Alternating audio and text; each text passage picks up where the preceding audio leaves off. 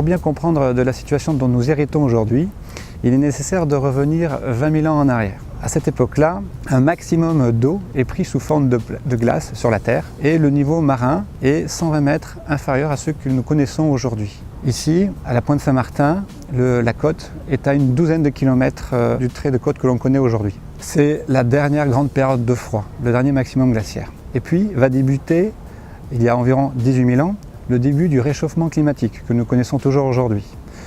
L'océan va remonter en l'espace de 13 000 ans de moins 120 mètres à moins 10 mètres. Alors durant cette période de réchauffement, les glaciers vont fondre et libérer énormément de sable qui va partir dans les fleuves et rivières pour arriver jusqu'à la côte. Arrivé à la côte, ces sables sont pris en charge par la dérive littorale qui en Aquitaine est de nord-sud. Le sable va se répartir de façon régulière sur tout le long de la côte jusqu'au premier contrefort des Pyrénées.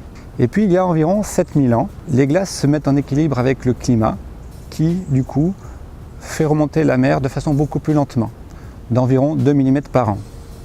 Alors durant cette période, les glaciers vont continuer à produire du sable et le sable va toujours arriver de façon prépondérante, importante jusqu'à la côte. Ce sable après va dériver, une partie va se perdre en mer, une partie va se perdre sur terre avec le vent pour former les landes et une partie va continuer sa route pour arriver ici jusqu'à Anglette. Et les premiers contreforts des Pyrénées vont se présenter comme un rempart naturel à la suite de la dérive. C'est pour ça que le sable va s'y accumuler pendant une grande période. Et puis au début de notre ère, les glaciers produisent moins de sable. Et du coup, les sables qui vont arriver à la côte vont être inférieurs aux sables qui dérivent. Ce qui fait que notre côte va rentrer en érosion. Alors en érosion partout, pas à Anglette, puisque à Anglette, du sable arrive, et même si ces quantités de sable arrivent de façon moins importante, elles continuent à s'y accumuler, et donc à favoriser un engraissement des plages qui permet à la Terre de gagner sur la mer.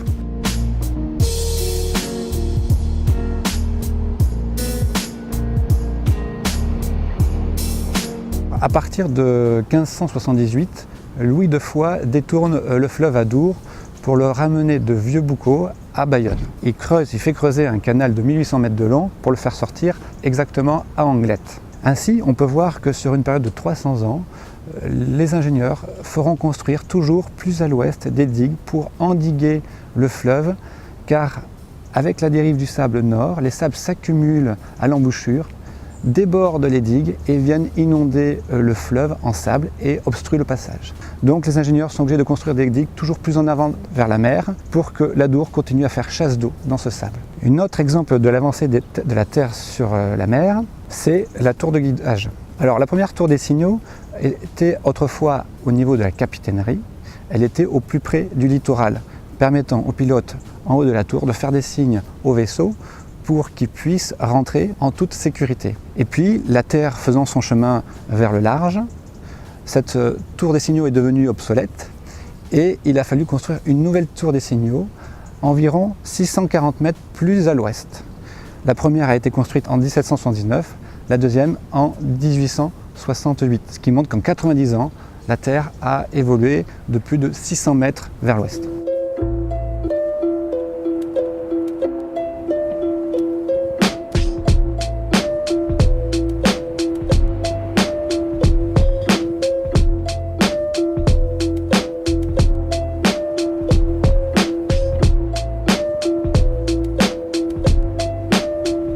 Au sud de la côte Angloï, la grotte de la Chambre d'Amour est un exemple de l'avancée de la Terre sur la mer. En 1806, quand Jean Thor passe à Anglette, Jean Thor, médecin, botaniste, géologue, il fait le constat qu'on peut pénétrer dans la grotte de la Chambre d'Amour uniquement à marée basse et qu'à son entrée, elle fait à peu près 5 à 6 mètres de haut. 30 ans plus tard, M. Morel, autre géologue, passe et constate que la grotte s'est ensablée. Tellement ensablée que pour y rentrer, il faut ramper sous la voûte pour y accéder. Au niveau de la baie de la Petite Chambre d'Amour, pareil, vous avez les falaises qui sont courbées, rongées par l'océan, qui donnent cette forme de demi-arc.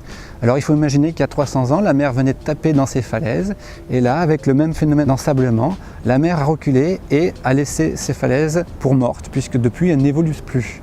Quand Jean Thor passe, il dit que pour accéder à cette petite baie, on est obligé de passer uniquement à marée basse au bout de la pointe de la petite Chambre d'Amour, puisqu'à l'époque, la route de transfert n'existait pas.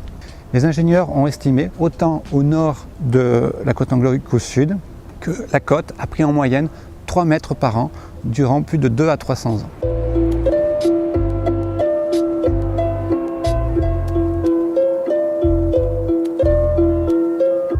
À partir de 1896, l'homme va se rendre compte que la dynamique sédimentaire sur Anglette va changer. Les plages d'Anglette vont passer d'une phase d'engraissement à une phase de recul. À partir de 1892, la Chambre de commerce et d'industrie de Bayonne demande l'autorisation à l'État de pouvoir procéder au dragage de l'embouchure. 2 dragues à demeure arrivent à Bayonne en 1896, la Bayonne 1 et la Bayonne 2. Tout de suite, elles se mettent au travail et vont retirer chaque année l'équivalent de 700 000 m3 de sable. Au même moment, l'État donne aussi l'autorisation aux industriels du sable d'extraire chaque année de chaque côté de l'embouchure 100 000 m3. Ainsi, chaque année, il va être retiré aux plages l'équivalent de 800 000 m3 de sable. C'est l'équivalent de 2 fois le volume de la tour Montparnasse. C'est énorme. Les ingénieurs des ponts de chaussée font le constat du recul des plages d'Anglette d'environ 1 mètre par an. Cette façon de prélever le sable va durer jusqu'à la Première Guerre mondiale. Et à cette date-là, les retraits vont diminuer, probablement par souci économique. Et donc les dragues n'ont pu retirer que 300 000 m3 de sable tous les ans, et ce jusqu'au début des années 60. Alors, pour nous, quel est le constat visuel de ce recul des plages? Eh bien, il faut savoir que la première date qui fait foi dans l'histoire du littoral anglois, c'est la tempête du 9 janvier 1924. Lors de cet événement, à la petite Chambre d'Amour, le premier établissement de bain construit en 1884 va être rayé de la carte et le quai qui est devant va être emporté, laissant une faille de 10 mètres de haut dans le bourrelet du Ner. Il sera nécessaire de reconstruire un nouvel établissement 40 mètres en arrière que celui qui existait à l'époque. À partir des années 60, le port de Bayonne va vouloir améliorer le tirant d'eau de ses navires, puisque pour avoir une compétitivité économique, il est nécessaire que des bateaux toujours plus gros rentrent dans le port. C'est ainsi qu'un projet de digue et contre-digue va voir le jour afin d'éliminer la barre pour que les bateaux puissent rentrer en toute sécurité. Sauf que l'argent manque et en fait une seule digue va être gardée, la digue nord, de 1100 mètres de long, qui reste aujourd'hui l'ouvrage d'art le plus important en Aquitaine. Alors effectivement ça marche, les bateaux plus grands montent parce que le tirant d'eau est meilleur, parce que la barre a quasiment disparu. Sauf qu'il y a un problème, c'est que maintenant il y a un contre-courant qui s'est créé devant les plages d'Anglette et qui prend le sable et le pousse 2 fois plus vite à l'embouchure de la Dour. Ce qui fait que les ingénieurs sont obligés de faire travailler les dragues 2 fois plus qu'avant. Et donc on revient à retirer à nouveau 700 à 800 000 m3 tous les ans, comme on le faisait au début du siècle. La grande différence par rapport au début du siècle, c'est que les contributeurs en sable, autrefois, c'était le sable qui venait des Landes, le sable qui venait de la Dour et un peu le sable d'Anglette. Aujourd'hui, avec la grande digue du Boucau, le seul et unique contributeur, ce sont les plages d'Anglette, parce que le bassin versant de la Dour, lui non plus, ne produit plus de sable. Donc à chaque fois qu'on pioche du sable à l'embouchure, c'est du sable qui vient des plages d'Anglette.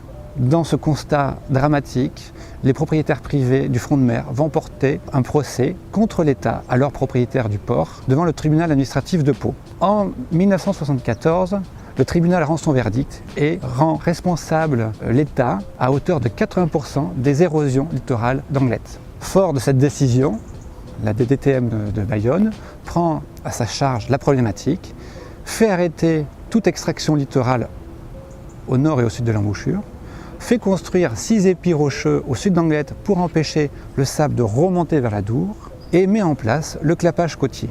C'est-à-dire qu'à chaque fois que la drague ira prendre du sable à l'embouchure, elle devra systématiquement le ramener au sud d'Anglette pour remettre le sable dans son cycle des plages d'Anglette. C'est suite à ça qu'on va voir un grand ralentissement dans l'érosion des plages d'Anglette. Et puis les années passent et au début des années 90, l'intérêt de ramener le sable devant la côte se perd.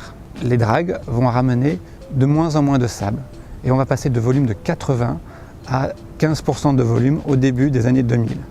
On va même arrêter le clapauge côtier en 2004. C'est à cette date-là qu'on voit que les plages prennent un profil très pointu, très érodé, et les digues des Sables d'Or et de Marinella perdent leur musoir en 2008 et 2009, tellement que le sable disparaît à leurs pieds. C'est ainsi que l'équipe municipale en 2010 met en place un partenariat pour à nouveau ramener le sable devant les plages d'Anglet.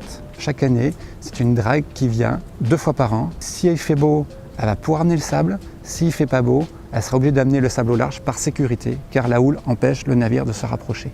Et c'est en 2015 que l'on voit arriver la Dragon d'Ara, que l'on peut voir derrière moi dans le fond, qui va dès son arrivée se mettre au travail, et tout de suite, la première année, elle va ramener 96% de sable. L'année suivante, 99%, et la dernière, en 2017, elle est arrivée à faire le record de 100% de sable clapé sur la côte. Donc des records de sable ramenés à la côte. Donc on peut dire que depuis 2017, les plages d'Anglet ne sont plus en érosion artificielle puisque tout le sable qui est perdu à l'embouchure est ramené à la côte.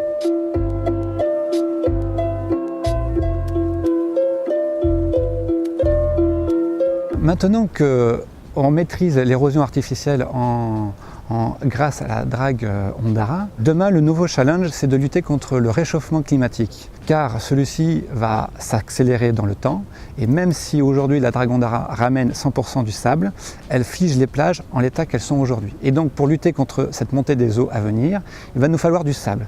Une idée facile, ça serait d'aller chercher au large notre sable qu'on a abandonné pendant plus de 100 ans. Car au large, il s'est formé un haut fond à force de jeter le sable toujours au même endroit. Et donc aujourd'hui, techniquement, il est réalisable d'aller chercher ce sable et de le ramener à nos plages. Car ce sable nous appartient, il y a juste qu'à le piocher. Et si on ramène ce sable, eh bien, ça permettra de lutter contre l'érosion liée au réchauffement climatique. Voilà, donc c'est ça le challenge de demain, pour lequel on va militer dans les prochaines années.